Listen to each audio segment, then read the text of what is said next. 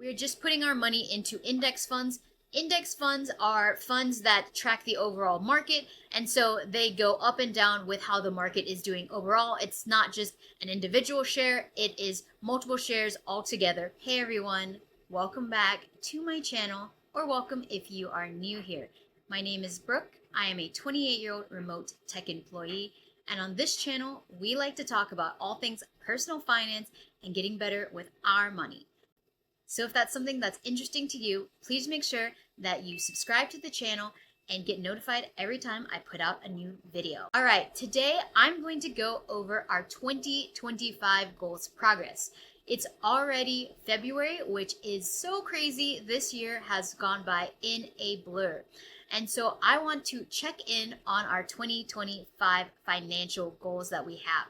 So if you want to know all about those goals, I actually made a video about that, so you can go ahead and watch that, and it should be linked in the description above and also in the description below. So just check it out if you want to know the different goals that we are going over. But now let's head over to my spreadsheet to see how we're doing. Our first goals are around investing. This year, we want to max out both of our Roth IRAs, and we want to contribute $10,000 to our joint brokerage account. Our Roth IRAs are a really great investment vehicle for us because when you put money into a Roth account, when you go to take that money out in retirement, it's all tax-free. You paid the taxes up front, and so when you go to take it out, you don't have to pay money on that. So it's a really great vehicle for people to use for their retirement savings. The joint investing one is just an after-tax brokerage, so all of that will just be taxed at a normal capital gains tax rate. However, we want to make sure that we are extra set for retirement and have more than enough so that we can live our rich life together. So I am really inspired by the finance channel, Personal Finance with Leila, Debt Over It, and I will link her channel below, but she does a great overview of a lot of different financial things, and I've been watching her channel now for several years, and I really liked the way that she set up her goals tracking spreadsheet. So this is a way that I do it as well. I really like the visualization of it and see how close we are getting to our goals, and also just a fun way of making it so that we have things to work for. So let's go over each of these investing goals. Individually. So for the first one, for my Roth IRA, we were able to put in $584 into this account.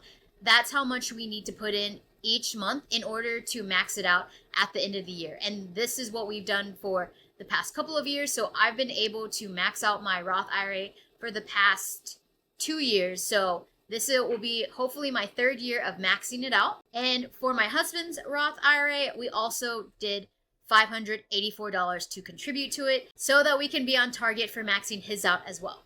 Lastly, in our joint investing account, we are just putting our money into index funds. Index funds are funds that track the overall market, and so they go up and down with how the market is doing overall. It's not just an individual share, it is multiple shares all together.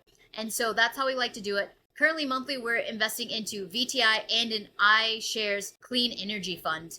And so that's a way for us to get exposure to newer markets as well as new technology, green technology. And we really believe in that. My husband is an electrical engineer who works on solar farms. So for our joint investing this month, we were able to set aside $834.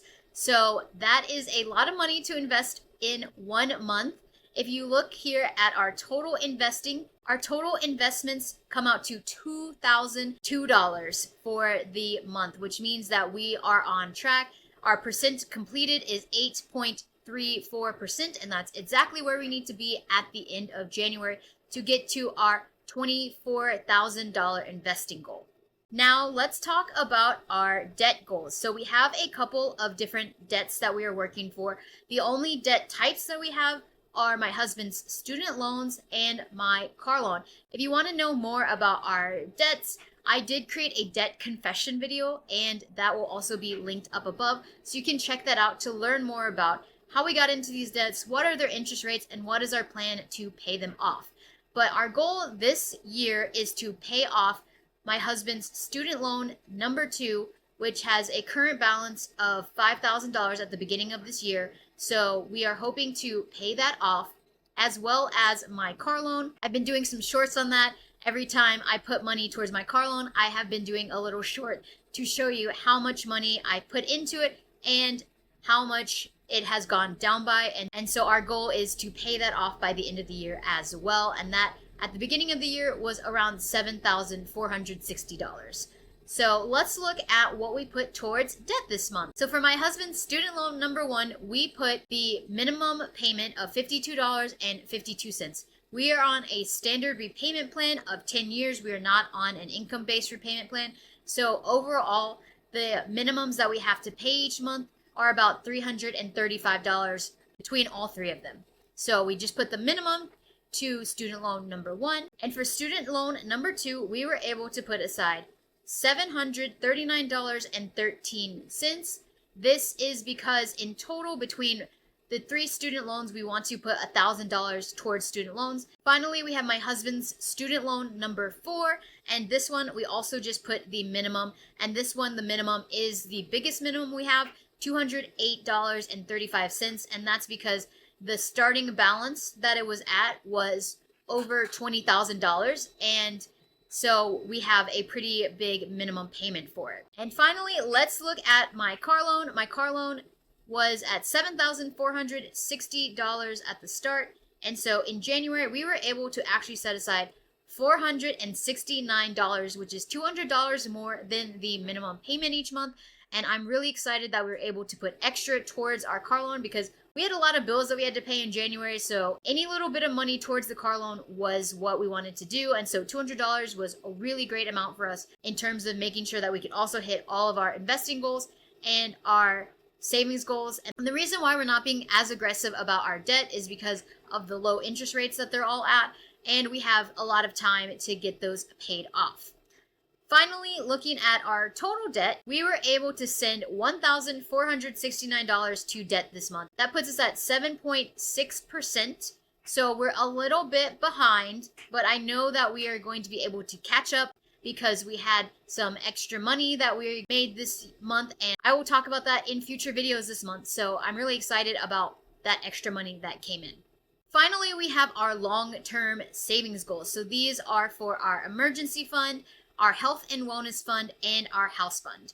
Our emergency fund, I would like to get this to $15,000 by the end of the year, and we started 2025 with a goal of putting $4,000 into it because we had $11,000.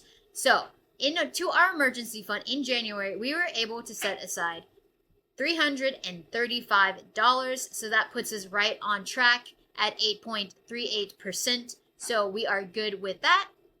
Next, we have our health and wellness fund. And in our health and wellness fund, we want this amount to equal our health insurance deductibles. So we're both on high deductible healthcare plans, which means that we contribute to an HSA. And so we pay a lot of our medical expenses out of pocket. And so we want to save up to have enough money that we can cover both of our deductibles combined because we are both on our individual employer plans. We're not on a family plan. And so in January, into our health and wellness, we were able to set aside $291, which means that we are also right on target at 8.3%. Lastly, this is our house fund. I'm very excited about the house fund because I mentioned this in a few other videos, but we want to move in the next 2 to 3 years. To do that, we are going to set aside some money to help with moving costs, closing costs, those kinds of things, as well as the money that we get from the sale of our house to go towards our new house. So in January, we were able to set aside $1,000 to our house fund. And so that puts us right on track to save $12,000 this year. So one of the ways that my husband and I are able to save this much money and invest this much money and pay off our debt all at the same time is because we combine our finances and we have really well-paying jobs. And I know that that's a blessing, and we also have low expenses because we don't have any kids. And so we are able to set aside most of our money.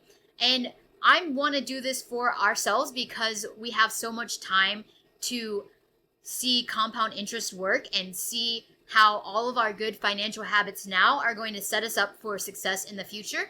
And so these goals are just a way for keeping me accountable and making sure that I am putting my money to work towards my future self every single month.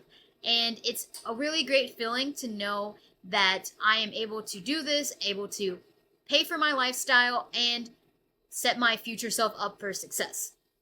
So that puts our total savings at $1,626 for the month of January, which means we are 8.3% towards our goal of saving $19,000 this year. So that is really exciting, and I am so excited to see how the rest of the year goes. Please let me know about what were your January financial goals in the comments below. Did you reach them? How did January go for you? Let me know. I am so excited to hear from you all. If you got to the end of this video, thank you so much. I really appreciate everybody who watches. So it really helps out when you subscribe to my channel, like my videos, all that kind of stuff, because I just want to continue to create great content for you all and help you to get better with your finances, along with me working towards my own personal goals. So thank you for coming along on this journey, and I will see you all in another video. Bye, y'all.